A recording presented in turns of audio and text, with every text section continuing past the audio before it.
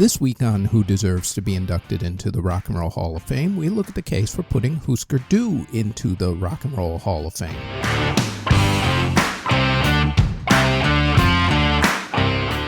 This week, we are going to look at the case for putting the St. Paul, Minnesota group Husker Du into the Rock and Roll Hall of Fame.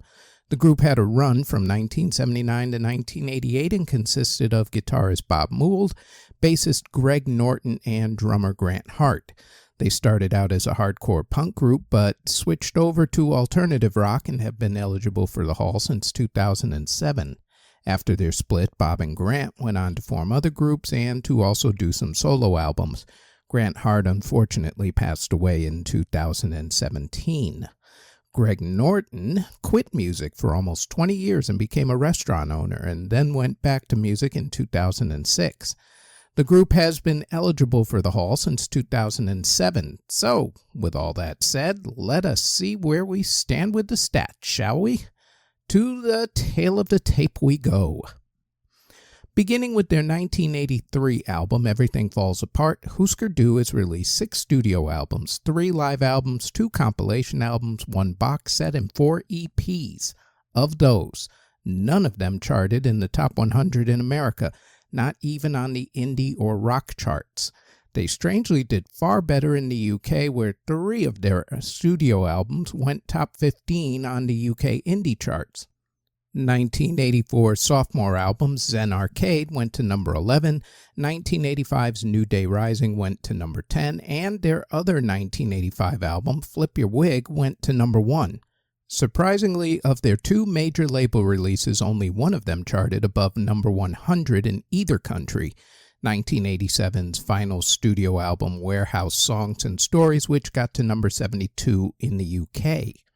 Husker Du also released 8 singles. Of those, none charted in America and only 2 charted in the UK. 1985's Makes No Sense at All went to number 2 on the indie charts, and 1986's Don't Want to Know If You're Lonely went to number 96 on the mainstream pop rock charts. The album Brand New Rising is on Rolling Stone magazine's greatest albums of all time list, while their song Turn on the News made the Rock and Roll Hall of Fame's Songs That Shaped Rock and Roll list.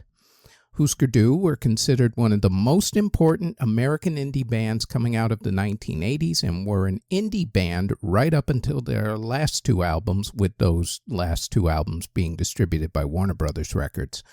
Among their many admirers and bands that they have influenced with a hardcore yet melodic sound were Nirvana, the Goo Goo Dolls, Therapy, Green Day, the Pixies, and the Smashing Pumpkins, just to name a few. In fact, they were considered the group that connected the hardcore punk and alternative genres. They also came out of the same Minnesota scene that birthed another group that we just spoke about recently, i.e. last week, The Replacements, who should definitely be in the Rock and Roll Hall of Fame.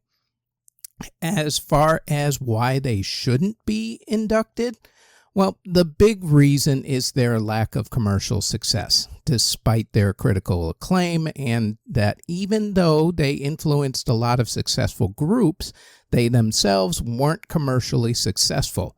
At least that's the argument that the people who don't want them inducted make. Another reason is because a lot of Hall voters don't know who they are, which, honestly, that's a shame. Personally, I think that they should be in because of their influence, but what do you think? Let me know if you think that Husker Du should or should not be inducted into the Rock and Roll Hall of Fame, and why not. Keep your remarks classy, though. And yes, we already know that the Hall sucks, but like I say every week, every Hall sucks. Doesn't matter where it is, so no need to put that in the comments. Just come up with your reasons as to why they should or shouldn't be inducted into the Rock and Roll Hall of Fame. And that is it for Who Deserves to be Inducted into the Rock and Roll Hall of Fame. We also invite you to check out our other podcast, the Music History Today podcast, where we go over what happened on that date in music history. That podcast drops daily, including weekends, on this channel that you're either watching or listening to this podcast on. We also have the Music History In-Depth podcast, where we go more in-depth into the events that happened for that week in music history. And that podcast posts every Tuesday on this channel that you're either watching or listening to this podcast on. Thank you very, very much for listening or watching if you're on YouTube or Spotify.